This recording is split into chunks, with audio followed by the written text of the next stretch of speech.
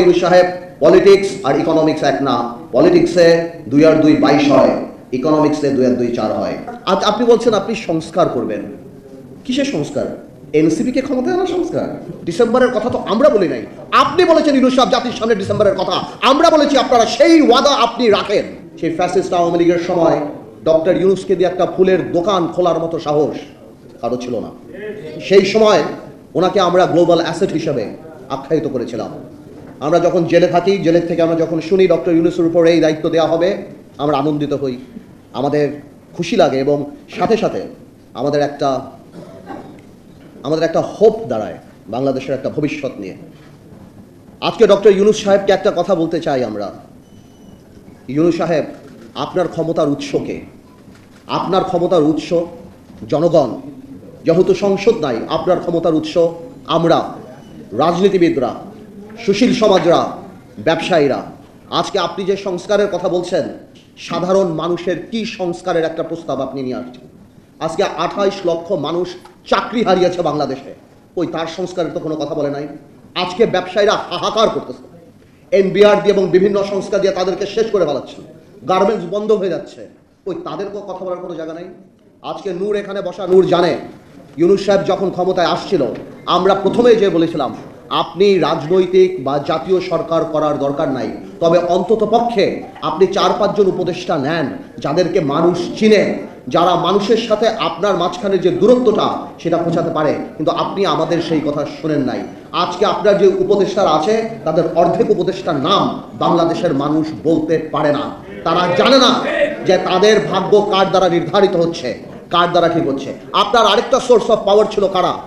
আপনার আরেকটা source of power ছিল, যেটা আমার ভাই রাশেদ বলে গেল, যে আর্মি। আজকে কেন আর্মির এইভাবে কথা বলতে হয়? আর্মির সাথে দূরত্ব কে সৃষ্টি করেছে? রাজনৈতিক দলের সাথে দূরত্ব কে সৃষ্টি করেছে? আজকে অনেকেই আমাকে জিজ্ঞেস করে, পার্থ ভাই আপনারা ডিসেম্বরে নির্বাচন চান না? ডিসেম্বরের কথা তো আমরা বলি নাই, আপনি বলেছেন ইউনূস সাহেব জাতির সামনে ডিসেম্বরের কথা। আমরা বলেছি আপনারা সেই ওয়াদা আপনি রাখেন। আমাদের মুখ থেকে ডিসেম্বরের কথা আসে নাই। আজকে করিডোরের কথা শুনে কনফিউশন কে ক্রিয়েট করেছে? আমরা তো কনফিউশন ক্রিয়েট করি নাই। এই করিডোরের ইস্যু ইউনূস সাহেব আপনি নিয়ে আসছেন। আজকে কষ্ট লাগে, আজকে কষ্ট লাগে। আপনার প্রেস সচিব বলে নির্বাচন কবে? জানুয়ারিতে হতে পারে, ফেব্রুয়ারিতে হতে পারে, মার্চে হতে পারে, এপ্রিলে হতে পারে। এটা কোনো ধরনের কথা? আপনি জাতিকে কি একটা লটারির মধ্যে ফেলে দেবেন? যে আজকে আপনি বলছেন আপনি সংস্কার করবেন। কিসের সংস্কার? এনসিপিকে ক্ষমতায় আনার সংস্কার? এনসিপিকে ভালো করার সংস্কার? দেখুন, এনসিপির প্রতি আমাদের দুর্বলতা আছে। এই যে বৈষম্য বিরোধী ছাত্র আন্দোলন, এদের প্রতি আমাদের দুর্বলতা আছে। আমি ব্যক্তিগতভাবে চাই, যদি এত বড় একটা সংসদ সামনে আসবে, তারা যদি ঠিক করে পলিটিক্স করে সামনে আসতে পারে, I'll be more than happy. আমি শিওর আমার এখানে যারা বয়স আছে তারা হবে। কিন্তু তারা যে প্রথম থেকে প্রত্যেকটা রাজনৈতিক দলকে আক্রমণের মুখে রেখেছে। এই যে একটা কথা তারা বলে যে বিএনপি আওয়ামী লীগ মুদ্রার এপিট আর ওপিট।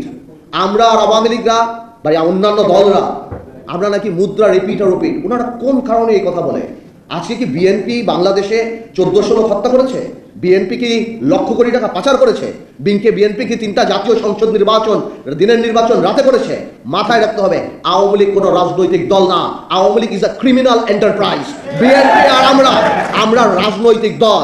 আজকে বিএনপিকে আমি ধন্যবাদ জানাই যে বিএনপির মতো এত বড় একটা রাজনৈতিক দল, হয়তো ইলেকট্রাল রেটে আমরা ওরকম ইম্পর্টেন্ট নাও হতে পারি, কিন্তু রাজনীতিতে হয়তো আমরা রেলিভেন্ট। আজকে বিএনপি 31 দফা করার সময় আমাদের সাথে কথা বলেছে, আমাদের কাছ থেকে অনেক ধরনের অ্যাডভাইস নিয়েছে। এই পদক্ষেপকে আমরা স্বাগত জানাই। কিন্তু কষ্ট লাগে এনসিপি আপনাদের জন্য, কারণ আপনারা এর মধ্যে ইনক্লুডেড, অন্তর্ভুক্তি হতে পারেন নাই। আপনাদের দম্ভ, আপনাদের অহংকারের জন্য। মনে রাখবেন, সরকার চালানো আর সরকার নামানো এক জিনিস না। আজকে ইউনূস সাহেব, আপনাকে আরেকটা কথা বলি, আপনার অ্যাসেট কি? You are not politician. আপনার অ্যাসেট ইন্টেগ্রিটি, আপনার ক্রেডিবিলিটি, আপনার অ্যাসেট। আজকে যখন আমরা দেখি আপনি কি আদমের লাইসেন্স নিচ্ছেন, আপনি ইউনিভার্সিটির লাইসেন্স নিচ্ছেন, আপনার অনেক কিছু মাফ হয়ে যাচ্ছে। আপনার ওখানে যে উপদেষ্টারা বসা, সেই উপদেষ্টারা রাত্রেবেলা এনসিপির সাথে বসে, সেখানে বসে কোন কফি হাউসে বসে সবকিছু ঠিক করছে। আপনার মন খারাপ, আপনি পদত্যাগ করতে চান, সেই জিনিস আমাদের জানতে হবে এনসিপি নেতা নাহিদের কাছ থেকে। এটা আমাদের জন্য লজ্জাকর ব্যাপার। আপনি আজকে যে পারমিশনগুলি নিয়েছেন, এই পারমিশনগুলি হয়তো কোনো একটা গণতান্ত্রিক সরকার আসলে আপনি নিতে পারতেন, কিন্তু আজকে নিয়ে আপনার ইন্টিগ্রিটি অ্যাটাক করার, আপনার ইন্টিগ্রিটিকে প্রশ্নবিদ্ধ করার কোনো দরকার ছিল না। এই জন্য আমরা বলতে চাই, আমরা জানি আপনি রাজনীতিবিদ না, আমরা জানি আপনার আশেপাশে রাজনীতি নাই, আপনি এখন নির্বাচনের ডেটটা দিয়ে দেন বাংলাদেশে। আমরা সবাই বলছি যে ডিসেম্বরের মধ্যে নির্বাচনটা আপনি যদি দিয়ে দেন, এই দেশে সব কিছু একটা লাইনের মধ্যে চলে যাবে। আজকে ব্যবসায়ীরা ইনভেস্ট করে না কোথাও, তারা মনে করে ভাই ইলেকশনের পর কি হবে, প্রশাসন কারা আসবে, কোথায় কি হবে, চাকরি বাকরি ব্যবসা থেকে আরম্ভ করে সব কিছু আপনি একটা কনফিউশনের মধ্যে আপনি ফেলে দিয়েছেন বাংলাদেশে। আজকে আমাদের কষ্ট লাগে, আমি রিপিট করতে চাই না, অনেকেই বলে আপনি বিদেশের মাটিতে কত বড় মিসলিডিং ইনফরমেশন দেন।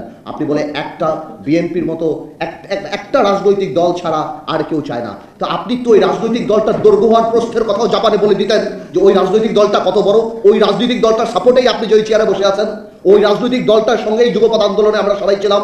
তাহলে এত বড় মিসলিডিং ইনফরমেশন আপনি দিতে পারেন না।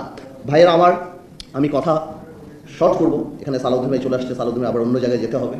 আমি খালি এতটুকু বলছি, আমরা জানি নির্বাচন দিলেই সব সমস্যার সমাধান হবে না, নির্বাচন দিলেই সব কিছু শেষ হবে না, বাট নির্বাচনেই জনগণকে ক্ষমতায়ন করার একমাত্র, এবং নির্বাচনেই বাংলাদেশের সবচেয়ে বড় সংস্কার।